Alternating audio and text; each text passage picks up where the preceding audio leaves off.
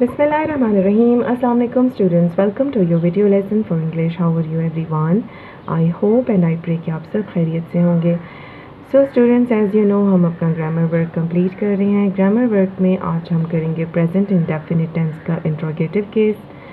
Previous cases हमने कौन से किए थे? That was positive case and negative case. So today we are going to start interrogative case. Interrogative case की ख़ास क्या निशानी है कि इसके sentences end होते हैं question mark पे, जबकि positive case और negative case present indefinite tense में end होते थे full stop पे. Do you remember that? Good. So class formula based learning हम इन tenses की कर रहे हैं, चाहे वो positive case है, negative case है या interrogative case है. सो आज इंट्रोगेटिव केस को भी हम फार्मूला से अंडरस्टैंड करेंगे. इसका फार्मूला क्या है? Helping verb plus subject plus verb plus object plus question mark. Yes, इसका ये फार्मूला है. प्रीवियस केसेस में हमने देखा था पॉजिटिव या नेगेटिव केस में कि हेल्पिंग वर्ब आते थे बाद में, सब्जेक्ट के बाद में, राइट? सब्जेक्ट पहले होता था. लेकिन इंट्रोगेटिव केस में हेल्पिंग वर्ब होंगे पहले, और वो कौन से हैं? डू या डज. यस, डू या डज से हमारा क्वेश्चन स्टार्ट होगा. इसके साथ ऐड हो जाएगा सब्जेक्ट. सब्जेक्ट क्या होता है? काम करने वाला. प्लस वर्ब, वर्ब की फर्स्ट फॉर्म, क्योंकि प्रेजेंट है, ये प्रेजेंट इंडेफिनिट टेंस है और प्रेजेंट का मतलब होता है मौजूदा.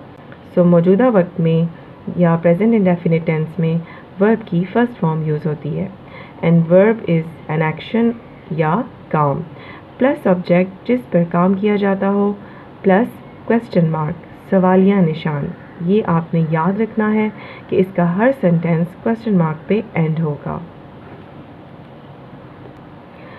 सो स्टूडेंट्स, सेंटेंस मेकिंग से पहले हम देखते हैं कि helping verbs do and does किन प्रोनाउंस या नाउन्स के साथ यूज़ होती हैं. ये वो प्रोनाउंस या नाउन्स हैं जिन्होंने आगे सेंटेंसेस में सब्जेक्ट के तौर पे काम करना है. यस, ये सब्जेक्ट के तौर पे यूज़ होंगे हमारे सेंटेंस मेकिंग में. तो सबसे पहले हमें ये अंडरस्टैंड करना ज़रूरी है कि डू या डज किन प्रोनाउंस के साथ यूज़ होता है या किन नाउन्स के साथ. प्रीवियस लेक्चर्स में भी आपको इसका बताया गया था कि ये किसके साथ यूज़ होते हैं. Let's start again. Pronounce he, she, it, my के साथ यूज़ होता है डज, और नाउन के साथ भी डज. फॉर एग्ज़ाम्पल अली है, फ़िज़ा है, उमर है, कोई भी नाम है तो उसके साथ भी डज यूज़ होगा. किस तरह से? Does he, does she, does it, does Ali, और डज फ़िज़ा, और डज मार, इस तरह से. ठीक है. Now let's see for the do. Do use होंगे इन प्रोनाउंस के साथ, और ये प्रोनाउंस कौन से हैं जो कि सेंटेंस मेकिंग में सब्जेक्ट बन जाते हैं, right? So I, we, they, you, इन प्रोनाउंस के साथ यूज़ होता है डू, और नाउन्स गर्ल्स या बॉयज़ के साथ भी डू यूज़ होता है. For example, do I, do we, do they, do you, do the girls, do the boys. तो स्टूडेंट्स, इसको अंडरस्टैंड करने के लिए हम एग्जांपल्स देखते हैं जो सेंटेंसेस हैं इसमें इंट्रोगेटिव केस के बेस्ड पे फार्मूला का यूज़ करके बनाए गए हैं, उर्दू में भी और इंग्लिश में भी. क्या वो सुबह सैर को जाती हैं?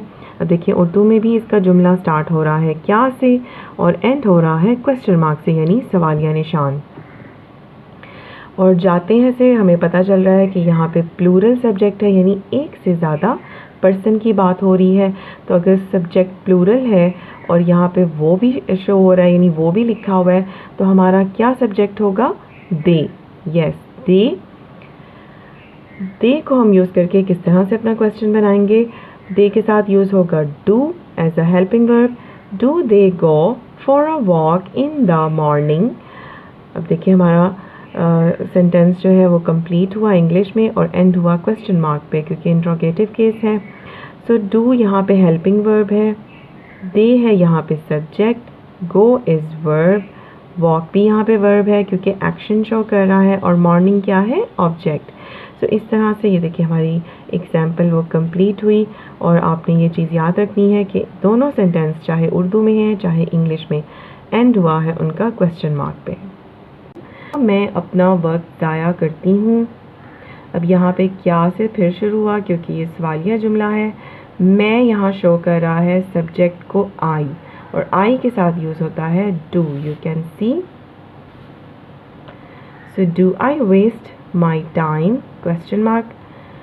डू यहाँ पे है हेल्पिंग वर्ब, आई है सब्जेक्ट, वेस्ट है वर्ब यानी ज़ाया, टाइम है ऑब्जेक्ट यानी वक्त, और क्वेश्चन मार्क आएगा एंड पे क्योंकि ये इंट्रोगेटिव केस है। थर्ड एग्जाम्पल, क्या अली स्कूल जाता है।